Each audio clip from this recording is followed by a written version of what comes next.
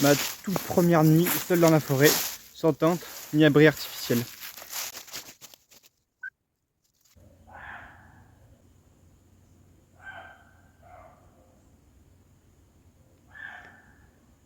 Planté, hein. Qui tombe.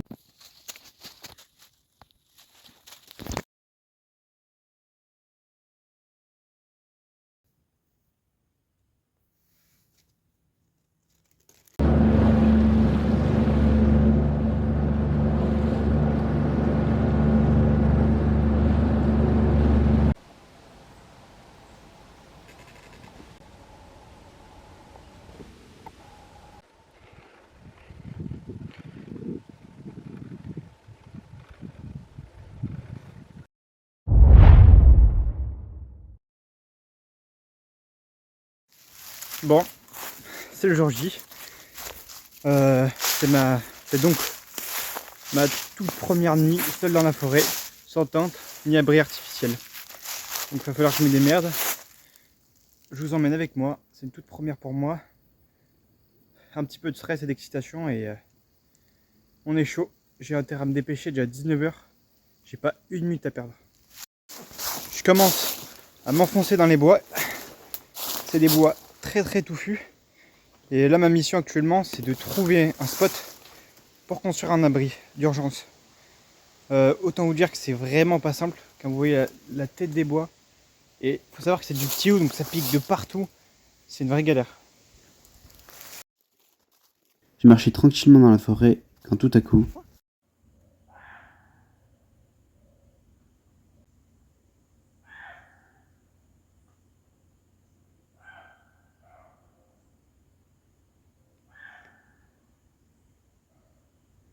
Bon, en réalité, pas la peine de paniquer, c'est pas un monstre. En fait, c'est juste un chevreuil qui aboie. Et oui, ça peut paraître bizarre, mais les chevreuils aboient. Dans le cas présent, il s'agit d'une chevrette, donc le chevreuil femelle, qui m'a remarqué et qui a eu peur. En aboyant, elle prévient les autres chevreuils de ma présence. Bon bah du coup, toute première rencontre avec un chevreuil. Alors je l'ai pas vraiment bien vu, mais du coup vous l'avez entendu. Je pense que vous n'allez pas bien vous rendre compte de comme c'est galère où je marche. Regardez un peu derrière moi. Bon, le point positif, c'est qu'il y a plein d'arbres tombés à cause de la tempête de 1999. Et du coup, ça va me permettre d'avoir un abri relativement facilement. Mais étant donné que c'est une première pour moi, ça va être compliqué quand même. Jusqu'à là, pour naviguer plus facilement dans le bois, je suivais les traces des animaux. C'est des traces de passage assez simples, hein. Regardez, ça se suit largement, je sais pas si vous voyez. C'est pas vraiment des chemins, mais c'est des petites ouvertures. Donc là, je vais être obligé d'en sortir. Donc de naviguer dans des endroits plus compliqués pour trouver une zone qui soit pas... où les animaux ne passent pas. Alors là, vous voyez, on a des empreintes. On a des pinces ici, là. Vous voyez, c'est des sabots. Là et là.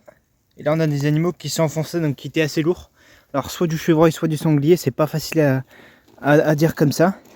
Mais en tout cas, ici, c'est un petit chemin qu'empruntent les animaux. Et donc, faut surtout pas camper dessus pour éviter d'être dérangé pendant la nuit. De plus, là, c'est un petit vallon. Donc, ça redescend légèrement. Ça remonte. Là aussi, ça remonte de ce côté. Et il faut absolument éviter ça aussi. Enfin, éviter le bas du vallon, tout simplement, parce que le matin, ici, l'air froid descend et ça fait de la brume. Et j'ai pas du tout envie de me réveiller mouillé.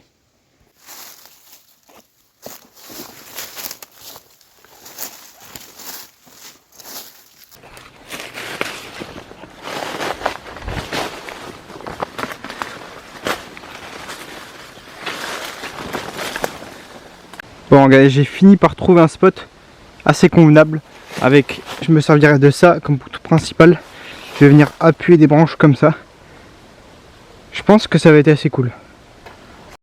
Bon, maintenant, on va un peu parler du matos que j'ai. Alors, j'ai mon sac, celui-ci, avec un duvet dedans. Quand même, pour dormir, c'est le seul isolant que j'ai, c'est le duvet. Ensuite, j'ai tout le matos pour filmer. J'ai quand même de la bouffe et de l'eau. Et puis, c'est quasiment tout. Après, j'ai une frontale. On sortira peut-être un peu dans la nuit. Et puis voilà. Là, vous avez le sac de nourriture juste là. Cette fois-ci, je me ferai pas avoir. Je vais pas laisser la nourriture dans la cabane avec moi. On va l'accrocher dehors pour éviter de me faire déranger par les sangliers. Et puis, c'est parfait. Allons, on va commencer le chantier. D'abord, on va tout déblayer. Et voilà. Je vais essayer de vous filmer quelques passages de tout ça. Alors j'ai oublié de le préciser, mais j'ai aussi mon poignard de bushcraft. Ça va m'être très utile dans la construction de l'abri.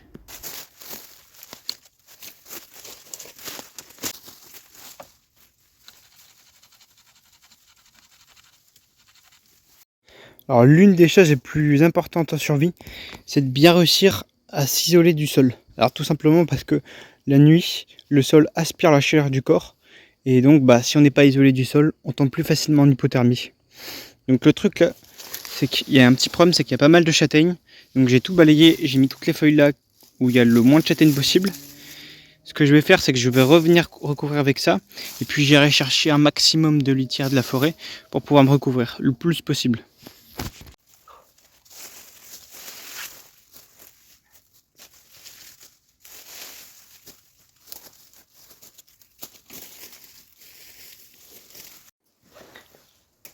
Regardez un petit peu, je sais pas si vous arrivez à voir, le matelas d'un hôtel 5 étoiles, je vous le dis moi.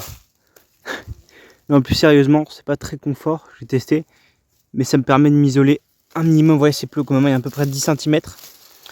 Ça me permet de m'isoler un minimum quoi. Maintenant, on va constituer donc l'abri. Je vais venir poser des bouts de bois comme ça. Donc le truc, j'ai fait une petite réserve. Je vais aller chercher dans la forêt le plus de bois possible et je vais faire ça. Alors vous avez juste ici ma réserve de bois pour le premier côté, ce côté, ce qui est hyper impressionnant. Mais alors c'est assez facile de trouver du bois. Regardez juste un peu l'état des bois derrière moi. Je sais pas si vous voyez, tous les arbres couchés, c'est comme ça partout dans la forêt. Et ça, c'est dû à une tempête qu'il y a eu il y a quelques petites dizaines d'années, je crois. C'était en 1998, si je dis pas de bêtises. Non, 1999. Il y a eu une grosse tempête. Et ça a couché pratiquement tout le bois, quoi. C'est vraiment un truc de fou. La nature est vraiment puissante. Autre petit truc, n'oubliez pas de bien checker avant de construire votre spot, le haut. Alors vous voyez, moi il n'y a pas de branche morte et tout, c'est bon. Mais il faut jamais faire son abri sous une branche morte ou quelque chose qui pourrait vous tomber sur la tête. Là vous voyez que c'est safe. Mais il faut vraiment faire attention à ça.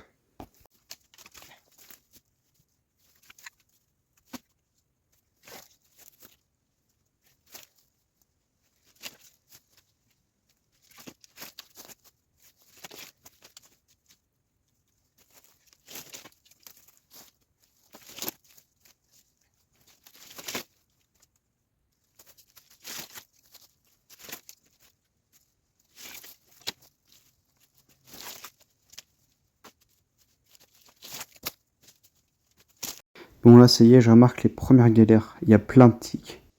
C'est un petit parasite qui suce le sang et qui peut être vecteur de maladies très peu désirables comme Lyme.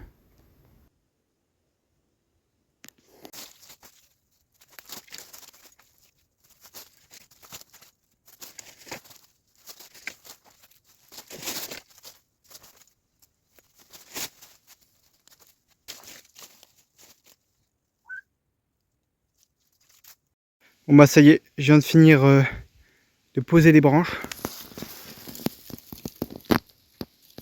Voilà. Je pense que je vais rajouter un petit peu de feuillage par-dessus pour couvrir un peu et puis voilà.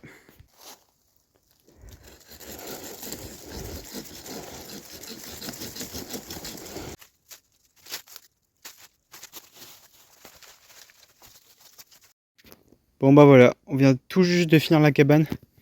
À pile poil à temps avant la tombée de la nuit.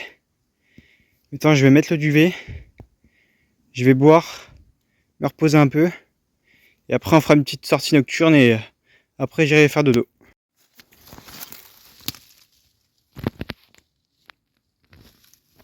Bon voilà, je vais manger un poil. J'ai des chips, de l'eau. Je n'ai pas beaucoup donc surtout l'eau, faut vraiment que je la préserve. Je sais même pas si je vais manger. Je sais pas. En tout cas je vais boire parce que je crève de soif. Bon maintenant, chose importante, faut que j'aille cacher nourriture. J'ai pas envie de me faire attaquer, enfin pas attaquer, mais réveiller par des sangliers ou des fouines. Du coup, il faut que j'arrive à trouver un endroit, je sais pas comment faire, pour mettre la nourriture, donc assez loin du camp, pour éviter tout dérangement. Mais si je le mets dans un arbre, le problème c'est qu'il y a des fouines, je sais qu'il y en a parce que j'ai mis une piège photo, j'en ai vu. Au sol, il y a les sangliers, ils peuvent fouiller, donc je peux pas l'enterrer non plus. Ouais, je sais pas quoi faire en vrai. Bon bah voilà, j'ai mis ici Alors c'est vraiment une fouine, elle peut carrément venir manger. Hein. Au moins le sanglier ils peuvent pas venir. Bon alors ça commence déjà. En plus elle est plantée. Hein. Voilà, c'est nickel. Plein d'insectes qui tombent dessus. Ok, je vous filme ça. Il y a des animaux qui sont... Ah, dommage, je viens d'allumer comme par hasard. Comme par hasard, ils font plus de bruit. Mais ils étaient en train de se... Ils étaient en train de se chamailler. C'était, je pense que c'était... je sais pas, ça fait genre bruit de petits prédateurs. Je sais pas si ça peut être fouine, renard, je sais pas, mais... Ils ont pas l'air de pas s'entendre. En vrai, c'est fou de voir, genre, comme la nuit, comme c'est super actif. Genre, il y a des animaux partout. J'entends, il y avait des chevreuils en bas. C'est sûr, je pense, vu le mode de déplacement. En vrai, il y a des petits prédateurs qui se gueulaient dessus. En vrai, c'est fou de voir comme la forêt, la nuit, elle s'éveille, quoi. C'est juste incroyable. Je sais pas, en vrai, je le sens gros comme une maison qui va avoir une fouine, un truc comme ça qui va essayer de venir bouffer les paquets. Pourtant, c'est fermé, hein. Je le dis. Mais je pense que les animaux peuvent limite le sentir à travers le paquet, quoi. L'écouter, je verrai ça demain. Mais c'est limite le truc qui me tracasse le plus. Mais c'est mes chips, j'ai pas envie qu'on les mange, quoi. Je crois que ça va être l'heure pour la petite sortie nocturne, là.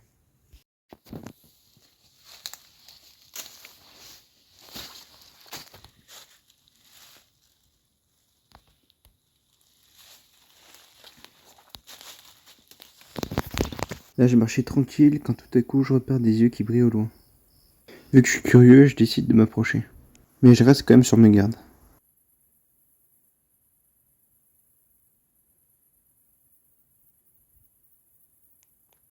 En réalité, il s'agissait de deux jeunes chevreuils, qui visiblement n'avaient pas du tout peur de moi car j'ai pu les approcher à quelques mètres.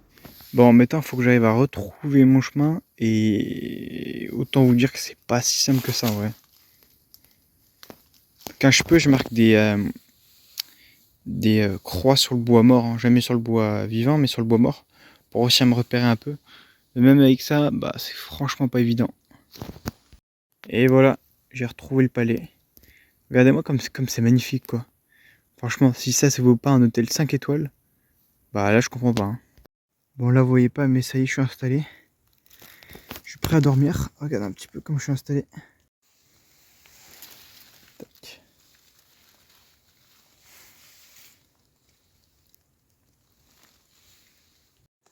Donc moi, je vous dis bonne nuit et à demain.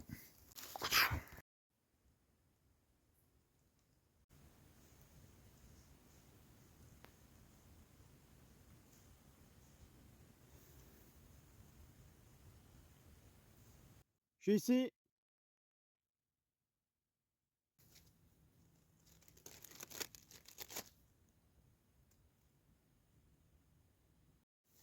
Bon, il est plus de 9h30 et je viens tout juste de me réveiller. Alors honnêtement, cette nuit, j'ai relativement bien dormi. Ma nuit était fractionnée dans le sens où je me suis réveillé plusieurs fois, surtout à cause des bruits. Mais en vrai, globalement, j'ai bien dormi. J'ai dû dormir 6-7 heures, ce qui est vraiment pas mal ici, quoi. Donc je suis assez content.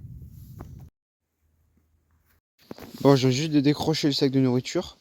Et finalement, personne n'est venu le manger. Donc bah nickel en vrai. Hein. Je récupère toutes mes affaires.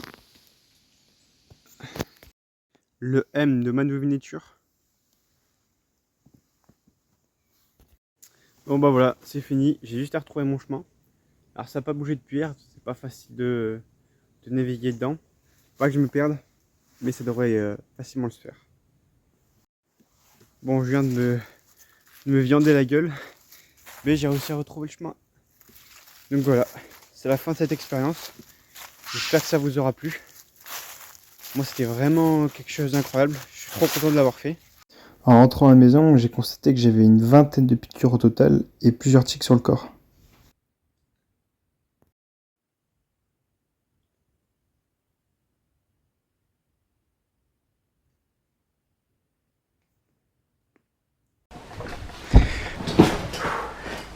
Petit retour post-expédition. Alors déjà, je tenais à dire que j'étais très content parce que j'ai réussi à dormir. C'est quand même le principal. J'ai réussi à construire un abri qui tenait à peu près la route assez rapidement.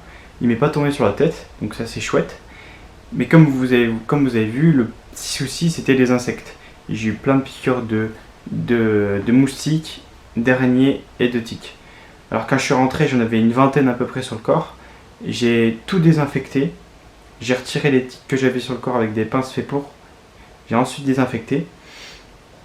Mais donc voilà, la prochaine fois, je vais essayer de trouver quelques solutions pour éviter d'avoir autant de tiques. J'utilise pas d'anti-insectes. Maintenant, je pense que si je vais dans un milieu très humide où il y a beaucoup de tiques, je serai peut-être dans l'obligation d'en appliquer. Je sais pas comment je ferai. Mais en tout cas, je vais essayer de m'améliorer sur ce point pour éviter ces petits désagréments et éviter potentiellement de choper des maladies pas chouettes du tout, quoi. Bref, en tout cas, je suis très content d'avoir fait ça. J'espère pouvoir vous partager assez rapidement de nouvelles expériences de plus en plus poussées.